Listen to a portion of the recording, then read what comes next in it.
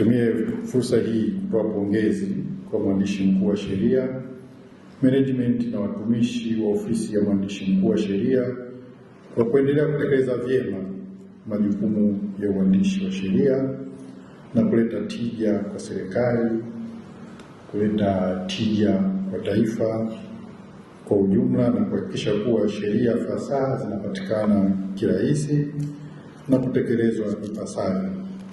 Napenda kuwataarifu kuwa nina imani kubwa na utendaji mzuri kwa ofisi ya mwandishi mkuu wa sheria na nawapongeza sana viongozi na watumishi wote kwa kazi kubwa mnayoendelea kuitekeleza. Ofisi ya mwandishi mkuu wa sheria ina watu wengi sana mahiri. Yaani sio kwa kusimuliwa, mimi nawajua.